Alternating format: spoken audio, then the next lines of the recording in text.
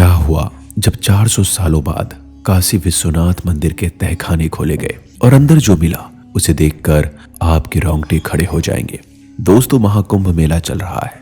करोड़ों श्रद्धालु संगम में डुबकी लगा रहे हैं और इसी बीच प्रयागराज के समीप काशी विश्वनाथ मंदिर में भक्तों का सैलाब उमड़ रहा है।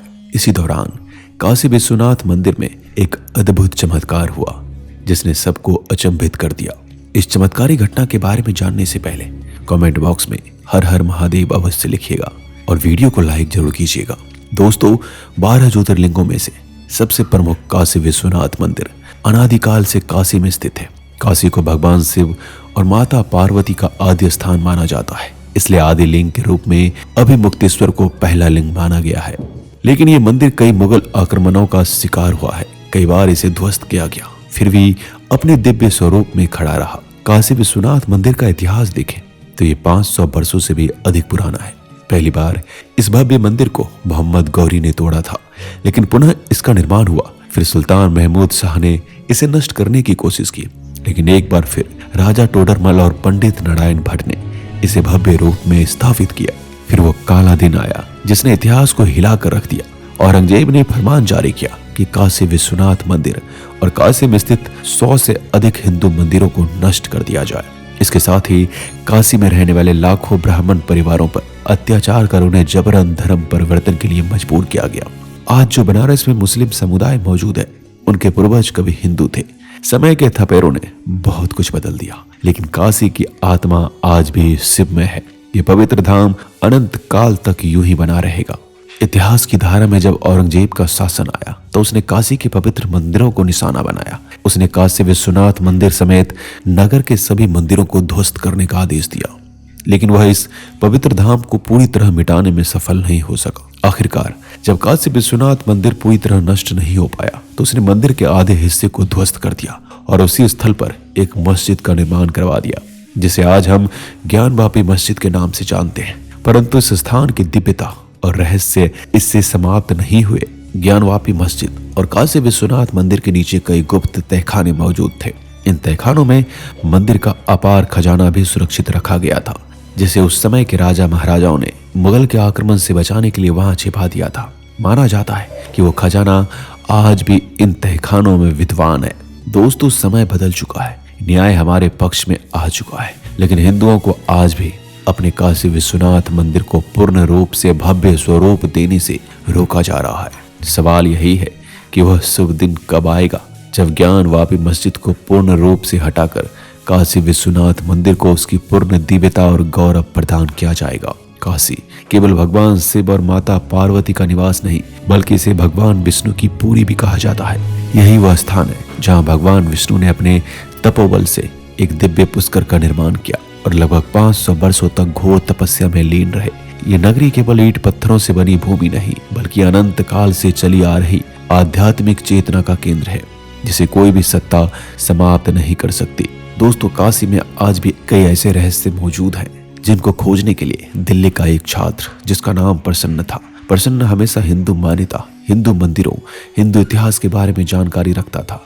उसको हमारे इतिहास की चीजें बहुत पसंद थी। प्रसन्न काशी विश्वनाथ मंदिर के रहस्यों के बारे में खोजबीन कर रहा था, उसके बारे में पढ़ाई कर रहा था। इसी बीच प्रसन्न को एक खबर मिलती है कि आज भी काशी विश्वनाथ मंदिर के तहखाने में राजा महाराजाओं का और भगवान शिव का खजाना मौजूद है।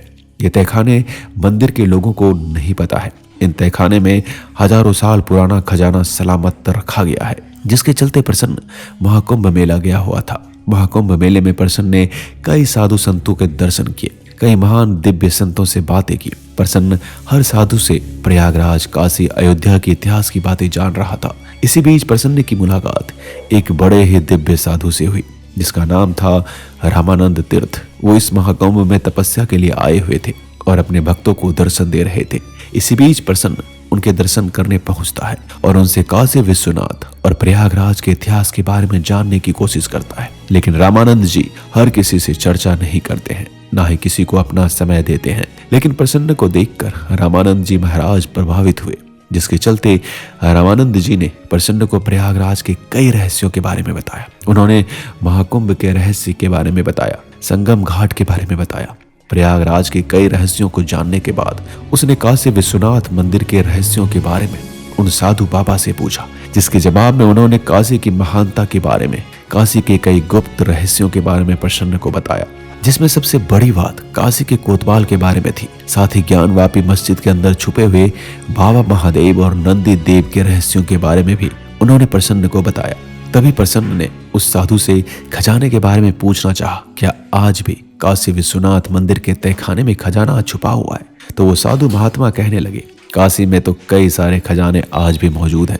अगर उन खजाने के बारे में बताने लगूं तो मेरी पूरी जिंदगी निकल जाए। दोस्तों, भारत देश में आज भी कई मंदिरों के तहखानों में इतना खजाना मौजूद है कि वह भारत देश की गरीबी मिटा सकता है। लेकिन आज भी हमारे कई साधु संते, हमारे देवता उन खजाने की रक्षा कर रहे हैं, एक ऐसे समय के लिए जो कलयुग का चरम होगा। कलयुग के चरम पर उस खजाने की मदद से सनातन धर्म और हिंदुओं की रक्षा होगी। ज्ञानानंद जी महाराज जी प्रसन्न से कहते हैं, काशी विश्वनाथ मंदिर का जो एक हिस्सा है वो ज्ञानवापी मस्जिद है, और उस ज्ञानवापी मस्जिद के पूर्वी हिस्से में एक तहखाना है जो कि असल में ऐश्वर्य मंडप है, और उस ऐश्वर्य मंडप में खजाना भरा हुआ है। दोस्तों, ये सुनकर प्रसन्न चौंक उठा, कहने लगा, महाराज जी क्या ये सच में मौजूद है? तो महाराज जी कहने लगे, अगर तुझे विश्वास नहीं है तो तू खुद जाकर देख ले, लेकिन उस खजाने की रक्षा आज भी काशी के कई गुप्तचर और साक्षात भगवान कर रहे हैं, जिसके चलते आज भी वह तहखाना वहां पर मौजूद है। महाराज की बातें सुनकर प्रसन्न के दिमाग में आया, क्यों ना मैं उस तहखाने को देखने जाऊं। जिसके बाद प्रसन्न प्रयागराज से काशी की ओर निकल पड़ा। लेकिन काशी विश्वनाथ मंदिर में महाकुंभ मेले के चलते कई गुना भीड़ मौजूद थी।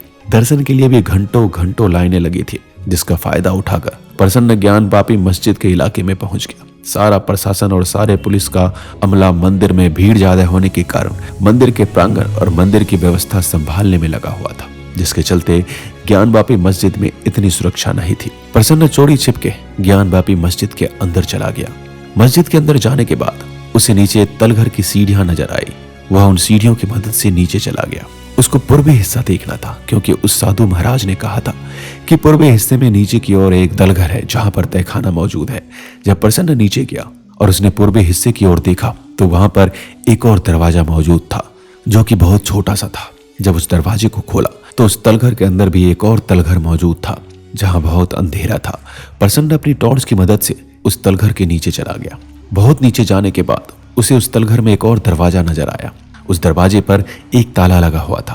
प्रसन्न समझ चुका था इस दरवाजे के पीछे जरूर कोई ना कोई चीज तो छुपी होगी, तभी यह दरवाजा इतना नीचे गुप्त जगह पर मौजूद है। प्रसन्न ने कई कोशिश की, लेकिन वह ताला नहीं खुला। लेकिन जब उसने इधर उधर थोड़ी तलाशी ली तो उसे एक चाबी दिखाई दी, जो कि एक दीवार के अंदर जुड़ी हुई थी। उसने पत्थर की मदद से उस चाबी को दीवार के अंदर से निकाला और उस चाबी की मदद से उस ताले को खोल दिया। और जैसे ही वह दरवाजा खुला, प्रसन्न के रोंगटे खड़े हो गए, क्योंकि उस तहखाने में कई सारे सोने की मूर्तियां मौजूद थी, जिसमें भगवान गणेश, भगवान विष्णु और कई नाग देवताओं की सोने की मूर्तियां मौजूद थी। इतने खजाने को देखने के बाद प्रसन्न की आंखें चौंधिया गई। उसके मन में लालच जागे। उससे पहले ही वहां पर एक ऐसा चमत्कार हुआ जिसकी उसने कभी उम्मीद नहीं की थी। उस खजाने के अंदर से एक 7 मुंह वाला सांप बाहर आया, जिसे हम शेषनाग कहते हैं। वह शेषनाग बहुत ही भयानक था, जिसे देखकर प्रसन्न बहुत ही ज्यादा डर गया। प्रसन्न समझ चुका था कि इस खजाने की रक्षा ये शेषनाग कर रहे हैं। प्रसन्न ने उस शेषनाग को नमन किया, हाथ जोड़े और वापस उस तहखाने का ताला लगा दिया। ताला लगाने के बाद उसने वापस से उस चाबी को उसी दीवार में जड़ दी और वापस से वह ज्ञानवापी मस्जिद के बाहर आ गया। इसके बाद प्रसन्न ने बाबा विश्वनाथ के दर्शन किए और प्रसन्न से हुई भूल चूक की उसने माफी मांगी। दोस्तों, आज भी हमारे देश में कई बड़े बड़े मंदिरों में कई गुप्त तहखाने, कई गुप्त खजाने मौजूद हैं।